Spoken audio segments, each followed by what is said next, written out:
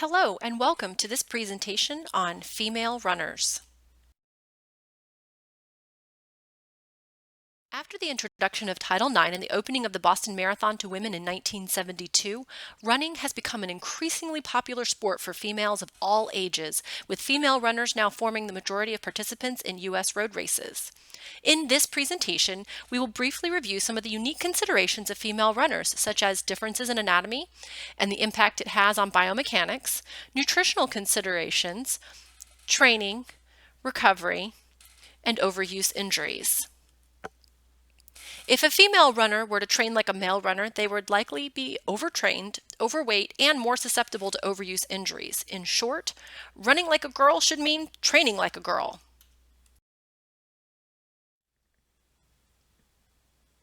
Now, before we discuss the unique characteristics of female runners, let's focus on a few of important similarities. For both men and women, the building blocks of endurance performance remain the same: aerobic capacity or VO2 max, running economy, and lactate threshold.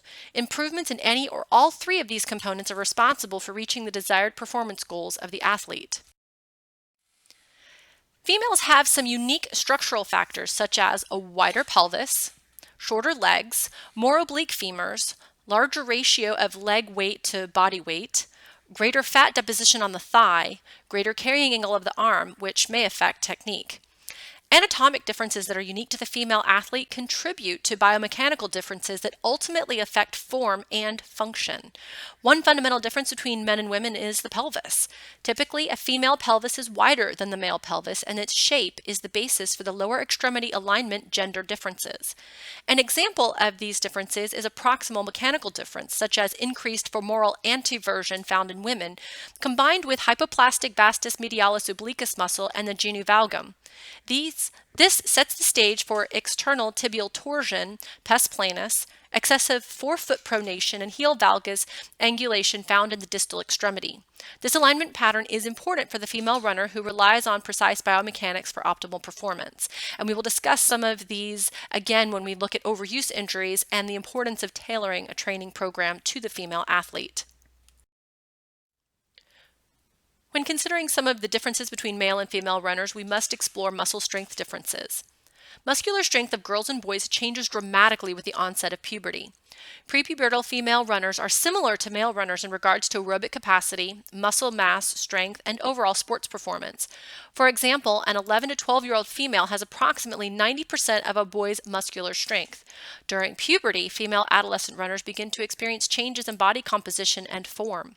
By 15 to 16 years old, female runners' muscle strength decreases to approximately 75% when compared to their male counterparts.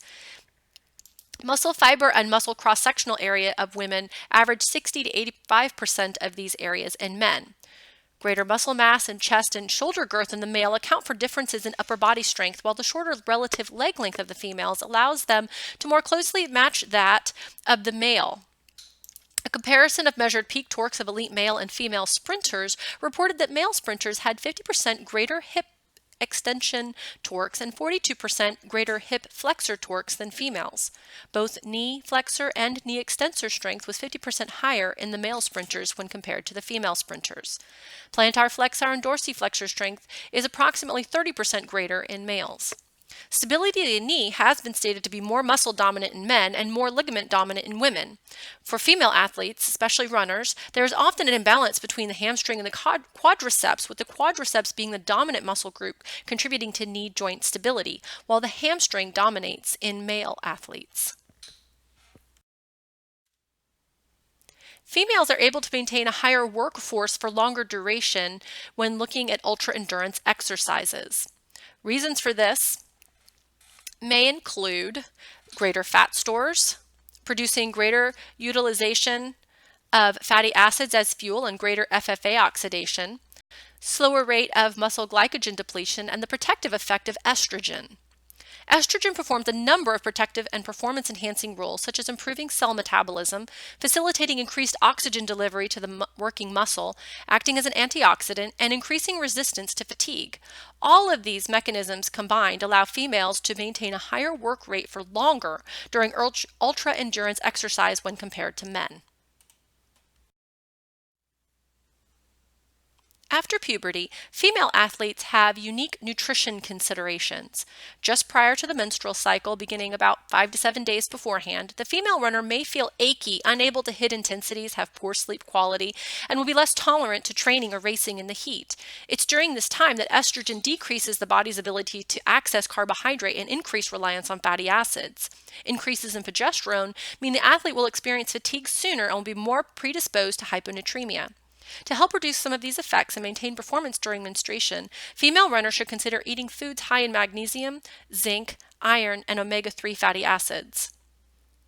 An additional consideration to help reduce fatigue and improve muscular rebuilding and muscle protein synthesis is to increase the consumption of branch-chained amino acids, which include leucine, isoleucine, and valine.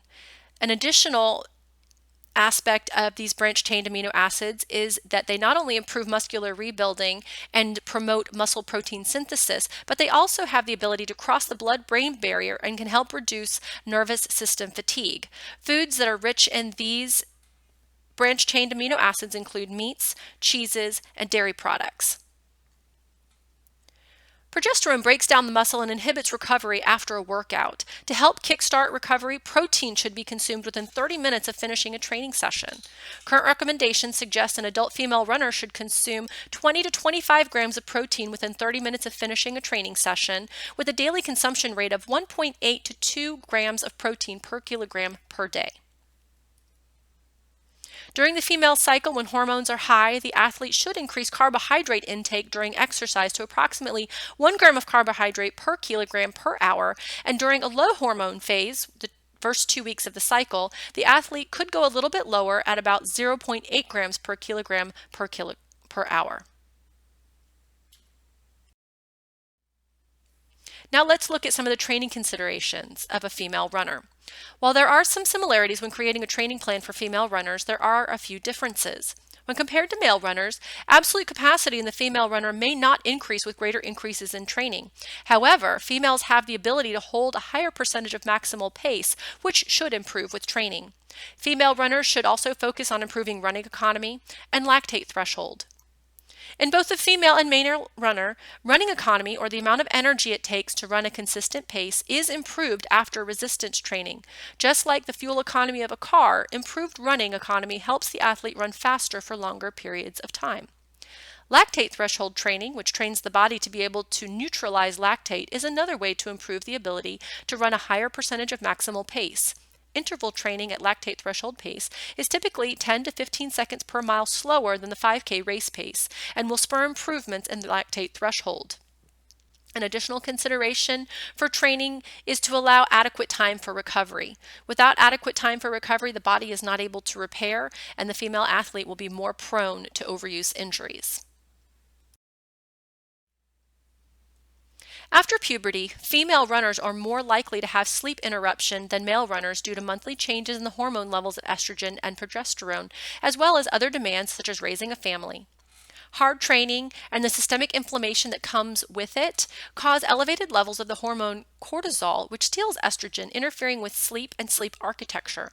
Female athletes need to pay particular attention to the amount of sleep, rest, and recovery they have built into their training programs. They should also consider gradually increasing intensity, duration, distance, and type of training, only changing one thing at a time to help reduce overuse injuries.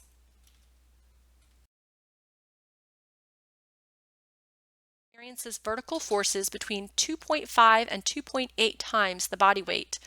Poorly perfused tissues such as ligaments, tendons, and cartilage are particularly at risk because they adapt much more slowly than muscles to increased mechanical load. Overuse injuries occur when a structure is repeatedly exposed to loading forces associated with acute injury, which ultimately lead to fatigue of that specific structure. While there is not a standard definition of overuse injuries in running, these injuries are characterized by a musculoskeletal ailment that can be attributed to running and causes restriction of running speed, distance, duration, or frequency for at least 1 week. Risk factors for running injuries can be clustered into 3 domains, the first being personal factors such as age, sex, height, and genetic imprinting. The second is running or training factors such as weekly running days, erratic training schedules, sudden increases or changes in distance or intensity, not changing running shoes frequently enough, and not allowing sufficient time for recovery. And the third is health and lifestyle related factors such as smoking, a history of comorbidity, and previous injuries.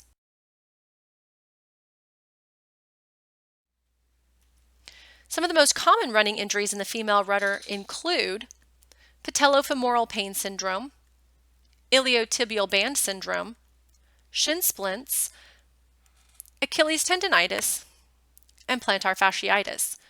Due to anatomical differences, patellofemoral pain and dysfunction are more common in female runners. Multiple factors contribute to the disparity, including ligamentous laxity, a deficient vastus medialis obliquus muscle, genu valgum, an increased Q angle, excessive pronation, and an external tibial torsion. These factors create rotary and laterally directed forces on the patella. Along with malalignment issues, articular cartilage lesions, instability, and soft tissue factors contribute to the problem. Additionally, hip weakness increases overall risk of injury in lower extremities, such as hip abductor and hip flexor weakness, which contribute both to iliotibial band syndrome as well as patellofemoral syndrome. The tibia is the most common site of stress fractures in runners, accounting for between 33 and 55% of total stress fractures reported. Bone structure is thought to contribute significantly to the overall risk of tibial stress fractures, also known as shin splints. However, a female runner's tibial stress fracture is associated with increased risk in several dynamic load-relating variables, such as instantaneous and average vertical loading rate and peak tibial shock. A trend toward higher knee stiffness and impact peak indicated by moderate effect size for history of TSF is also found to contribute to shin splints. The most common cause of Achilles tendonitis is overstriding, which means the foot is striking too far in front of the body. Additional reasons include runners who push with their toes instead of their glutes, adding too much mileage, too many hills, or too much speed work without building up appropriately. Plantar fasciitis is caused by drastic or sudden increases in mileage, poor foot structure, and inappropriate running shoes, which can overload the plantar fascia, the connective tissue that runs from the heel to the base of the toes. The plantar fascia may look like a series of fat rubber bands, but it's really made of collagen, a rigid protein that's not very stretchy. The stress or overuse or overpronation or overused shoes can rip tiny little tears in the plantar fascia, causing pain and inflammation, aka plantar fasciitis. Plantar fasciitis tends to strike those who are overtrained, neglect to stretch their calf muscles, or overdo hill work and speed work. Plantar fasciitis can also be caused by biomechanical flaws, including flat, high-arched feet and tight Achilles tendon, excessive pronation, sudden increases in training mileage, beginning speed work, wearing worn running shoes, or running on hard surfaces like asphalt or concrete, or wearing high heels all day before switching into running shoes can all contribute to plantar fasciitis. In conclusion, there are a number of important differences between male and female runners. Some of these differences are due to the anatomy, biomechanics, hormones, nutritional needs, training program needs, and recovery.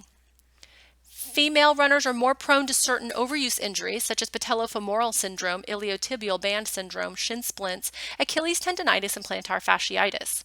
Each of these injuries can be avoided by ensuring adequate sleep, rest, and recovery, and paying attention to hormonal cycles that increase fatigue and reduce recovery. Thank you for joining me today, and I look forward to seeing you again next time.